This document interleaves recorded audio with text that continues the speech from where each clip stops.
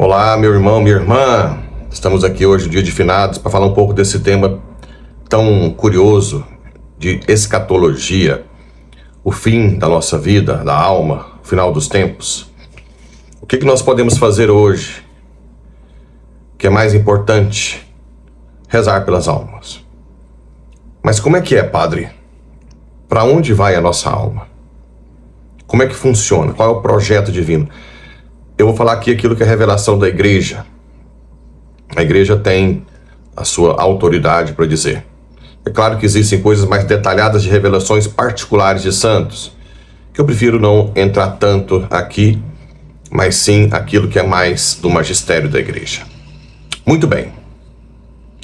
A alma, quando nós morremos, ela passa por um chamado juízo particular. O juízo particular é aquele juízo que vai avaliar já a sua vida, se você foi uma pessoa que realmente se adequou à vontade de Deus com a misericórdia, aceitou a misericórdia dele, ou alguém que viveu abraçado em si, egoísta, sem querer se sentir, sentindo-se autossuficiente.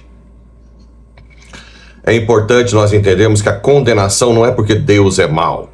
A condenação é porque Deus leva a sério a sua decisão. Existe um livre-arbítrio que é um pouco de mistério para nós, porque nós dependemos tudo de Deus, tá? Nós não controlamos nada do nosso corpo, mas Ele nos deu esse livre-arbítrio através da inteligência e da vontade. E é um mistério para nós, a gente pode dizer não para o Criador. E Ele leva isso a sério. Ele oferece a misericórdia para todos? Sim, para todos.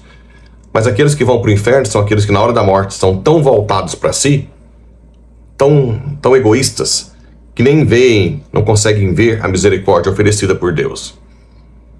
Deus é bonzinho. Deus nos quer sempre para o alto. A Igreja Católica não acredita em dupla predestinação, como os calvinistas da presbiteriana, que tem gente predestinada ao inferno e ao céu.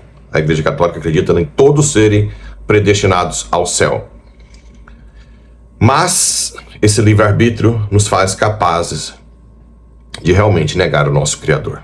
Então as pessoas que estão em pecado mortal, o que é pecado mortal? Ferir um dos 10 mandamentos, amar a Deus sobre todas as coisas, não usar seu santo nome em vão, faltar missas domingo e dia de festa, de preceito, não honrar pai e mãe, não matar, não pecar contra a castidade, sexo antes do casamento, adultério, masturbação, pornografia e assim por diante.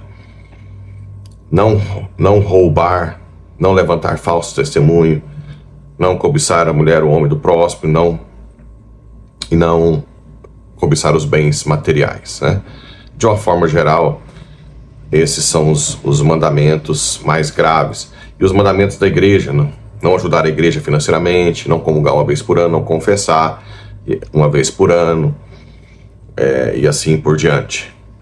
Isso são as matérias, a matéria grave. Para ser mortal, você tem que ter plena consciência de que é grave e ter total liberdade para fazer. Se você é obrigado a fazer, já não é mortal.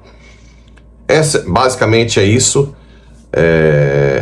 junto com a negação da misericórdia. Mesmo em pecado mortal, se você se abre à misericórdia de Deus, você pode sim ser salvo. Qual é o caminho que Deus nos deu? A confissão. É importante confessar-se. Mais de ano sem confessar já é pecado de matéria grave. A confissão, ela vai tirar a pena eterna, que é a pena do inferno, e muitas vezes ela não tira a pena temporal, que é a do purgatório. Bem, existem 2 tipos de arrependimentos para confissão: a contrição imperfeita ou atrição, que é aquele arrependimento por medo, e a contrição perfeita,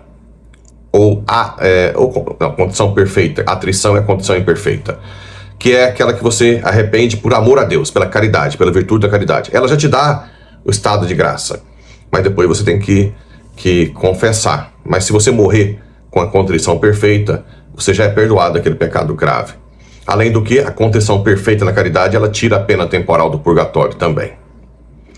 Bem, então a confissão, o mais certo dela é tirar a pena eterna, e o que tira a pena temporal do purgatório é a chamada, são a oração, esmola e caridade, né? Jejum, Oração, penitência, esmola. Jejum, oração, rezar pelos mortos, isso já é também tira a nossa pena temporal. E para ajudar, a igreja fornece as indulgências. Por exemplo, até o dia 8 agora, se você rezar em estado de graça, né, pelas almas, e depois na intenção do Santo Padre, você pode receber as indulgências plenárias dadas pela igreja. E assim outras orações que você pode fazer, o terço em família, o terço diante do Santíssimo, mais de meia hora de adoração, meia hora de leitura da Bíblia, se for menos, indulgência parcial. Tudo isso tira a pena temporal. E você pode ficar com essa indulgência para você ou oferecer por uma alma no dia, né? Escolhe uma alma e oferece essa indulgência. Tudo bem? Bem, então aquelas pessoas que morrem sem ter confessado, egoísta, em pecado mortal e não querendo a misericórdia, não porque Deus é mau, vai para o inferno. O inferno é para sempre. Isso é importante, gente. A gente não pode brincar nessa vida. Não sai mais. Quem está no juízo particular, quem foi para o inferno, acabou. E o que é o fogo do inferno? Segundo São Tomás de Aquino, o fogo do inferno seria, antes, quando Deus criou o mundo e colocou o homem no topo da criação, o próprio universo, as criações, eram harmônicas com o homem e o homem com o Criador.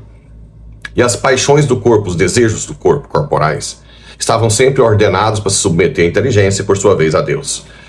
Com a ruptura com o Criador, houve uma desarmonia da criação, por isso que a gente tem animais que avançam no homem, as nossas paixões desordenadas que nos escravizam, nos viciam. Isso nesse mundo. Então nós, para conseguirmos harmonizar o mundo e as paixões, precisamos da graça. Por isso que Deus nos deu os sacramentos e a oração.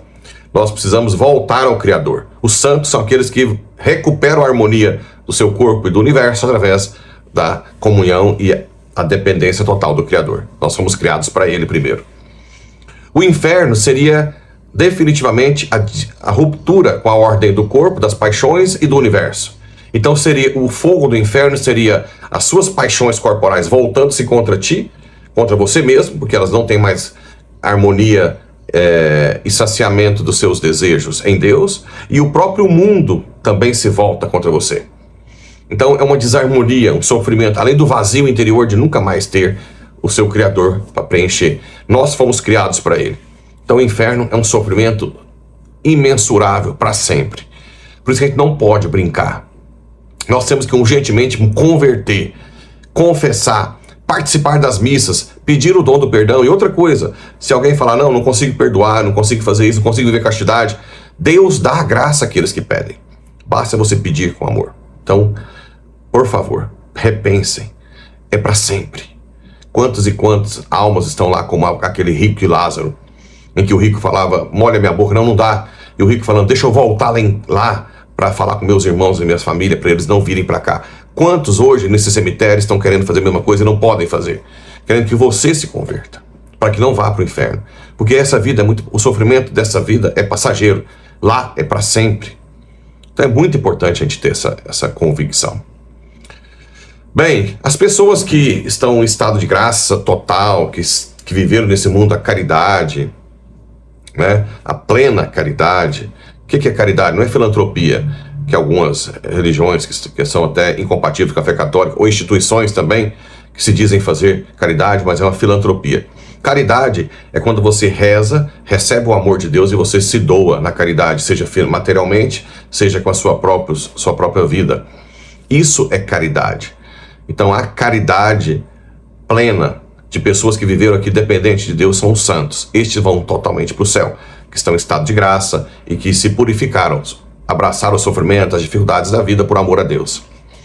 E a grande maioria é aquela que está no meio termo, que se converteram às vezes ou aceitaram a misericórdia de Deus, mas viveram uma vida muito afastada de Deus, cheia de erros e que precisam se purificar. Bem-aventurados os puros em coração, porque verão a Deus. Só os puros verão a Deus. É lógico que seria muito injusto se não houvesse o purgatório. Pessoas que fazem o mal o tempo inteiro, depois na última hora arrepende e de repente vai direto para Deus. Isso seria uma injustiça enorme. É claro que essas pessoas têm que ser purificadas. O purgatório é um estado intermediário em que a pessoa sofre muito porque não tem aquele preenchimento de Deus ali na hora, e vê todos os seus pecados e passa por eles, mostrando toda a providência divina, né? Então ali é uma dor grande, mas a pessoa ao mesmo tempo tem uma certa alegria, porque sabe que está salvo. Todos do purgatório vão para o céu. Então é um estado intermediário para aquelas pessoas que aceitaram a misericórdia de Deus, mas que ainda não se purificaram dos seus pecados. É claro que aí entra muito a oração de um pelo outro. E tem muita gente que fala assim, mas não adianta rezar pelo outro porque a salvação é individual. Sim, Deus não muda o livre-arbítrio, mas quando você reza, aquela cegueira, a pessoa só não aceita Deus porque ela não vê Deus como um bem. Quando a pessoa é muito egoísta, avarenta, vaidosa, cheia das paixões, viciada, cega a inteligência, a pessoa não consegue ver Deus como um bem. E na hora da morte também não aceita a misericórdia. Quando você reza e faz penitência por alguém, Deus vai lá e ilumina a mente dela e ela acaba aceitando a misericórdia. Se não for em vida, pelo menos na hora da morte. Então, Nossa Senhora de Fátima fala muito, quase todas as aparições, né? Fazer oração e penitência pelos pecadores, para não serem condenados. Aqui a gente esbarra em uma coisa, purgatório não tem a palavra na Bíblia, então não existe purgatório. Não é porque não está escrito na Bíblia que não existe purgatório. Nós temos aqui, 1 Coríntios 3, 10, 15. Nós podemos ler aqui. Vamos ler o 13 direto. A obra de cada um ficará evidente, pois aquele dia a mostrará. Aparecerá com fogo, e o fogo comprovará a qualidade da obra de cada um. Se a obra que construiu resiste, ele receberá seu salário. Se a obra se queima, será castigado, embora se salve, como quem escapa do fogo. Entende? Do inferno não se salva, não escapa mais. Então a única possibilidade de salvar-se escapando do fogo, depois de um castigo, é pelo purgatório. Não tem outra. Nós temos um muito mais evidente na nossa Bíblia, que é 2 Macabeus, o livro de 2 Macabeus 12, a partir dos versículos 38 e seguintes. Aqui diz o seguinte: Judas reuniu o exército, marchou, e ele descobriu sob a túnica de cada morto, versículo 40. Encontraram amuletos de ídolos de Jâmnia. Ou seja, Judas Macabeus combateu com seus soldados, e quando ele chegou perto dos soldados mortos, viu que tinha amuletos que remetiam à idolatria. Dessa forma, que proíbe o judeu. Todos viram claramente que essa era a razão de sua morte. Dessa forma, todos louvavam as obras do Senhor, justo juiz, que descobre o que está escondido, e fizeram súplicas para pedir que o pecado cometido ficasse completamente cancelado. De sua parte, o nobre Judas exortou a tropa a se conservar sem pecado, depois de ver com seus próprios olhos as consequências do pecado dos caídos. Depois recolheu 2.000 dracmas de prata numa coleta e as enviou a Jerusalém, para que oferecesse um sacrifício de expiação. Agiu com grande retidão e nobreza, pensando na ressurreição. Se não houvesse esperado a ressurreição dos caídos, teria sido inútil e ridículo rezar pelos mortos. Mas considerando que aos que morreram piedosamente estava reservado um magnífico prêmio, a ideia é piedosa e santa. Por isso fez uma expiação pelos caídos, para que fossem libertos do pecado. Padre, então aqui está muito na cara. Claro, essa passagem de 2 Macabeus 12, versículos aí de 40 até 45, é óbvio, está muito explícito. O problema é que essa passagem, esse livro de Macabeus não está na Bíblia protestante. Aí já é uma longa história, não dá para explicar aqui, mas resumindo, Lutero escolheu a Bíblia hebraica, que os judeus adotaram depois dos apóstolos. Os apóstolos usaram a Bíblia grega, que foi traduzida 200 anos antes, em Alexandria, antes de Cristo, do grego, do hebraico e aramaico para o grego, que foi a Bíblia usada pelos apóstolos. Como é que eu sei? Porque no Evangelho tem citações da Bíblia dos 70, que a gente chama, né? Septuaginta, que não tem o texto na Bíblia hebraica. E a Bíblia hebraica, ela surgiu depois, dizem que foi em Jâmnia, mas é muito controverso, no ano 100 depois de Cristo, em que os judeus ficaram incomodados, né, com essa Bíblia grega que os próprios cristãos usavam. Então, a Bíblia que os apóstolos usaram, isso já é comprovado historicamente, tem o livro de Macabeus. Na Bíblia protestante não tem. Mas existem outras passagens. Nós temos aqui também, se nós... Mateus 5... Aqui diz o seguinte, 5:23. Se enquanto levas tua oferenda ao altar, te recordas de que teu irmão tem queixa contra ti, deixa tua oferenda diante do altar. Vai primeiro reconciliar-te com teu irmão, e depois vai levar tua oferenda. Procura rapidamente um acordo com aquele que pleiteia contigo, enquanto estás a caminho com ele. Do contrário, teu rival te entregará ao juiz. O juiz ao oficial de justiça e te colocarão no cárcere. Assegura-te que não sairás enquanto não tiveres pago o último centavo. Ora, juiz, julgamento, e não pagar até o último centavo. Isso quer dizer que só pode ser o purgatório, porque no inferno também não há possibilidade de sair. Bem, após o juízo particular, você vai em um desses três, mas existe um juízo universal. Por que tem um juízo universal depois? Para que 2 juízos? Porque aqueles atos seus, bons ou ruins, também repercutem na história. A começar dos pais, que educam os filhos na fé, terão consequências boas. Os pais que educam o filho por dinheiro e não na fé, terão consequências ruins nas gerações. Então, a história vai ser julgada no juízo final. Por exemplo, Hitler, Mao Tse Tung, ou tantos aí comunistas, Allan Kardec, tantos outros que criaram ou ideologias ou filosofias de vida que vão contrário ao cristianismo, serão julgados, né, no final dos tempos. Então Hitler mesmo, que fez tanto mal, quantas consequências tem na história. Então uma das coisas aí que a gente pode avaliar que tem um juízo final é que aqueles atos que você fez na história serão julgados por Deus. Se estiver compatível com o cristianismo e você fez as pessoas levarem a salvação, você ganhará uma glória maior. Por exemplo, São Francisco receberá uma glória enorme no céu, depois que tanta gente buscou a Deus pelo seu testemunho. Então, ele está no céu, mas no juízo universal, ele ganhará uma glória maior.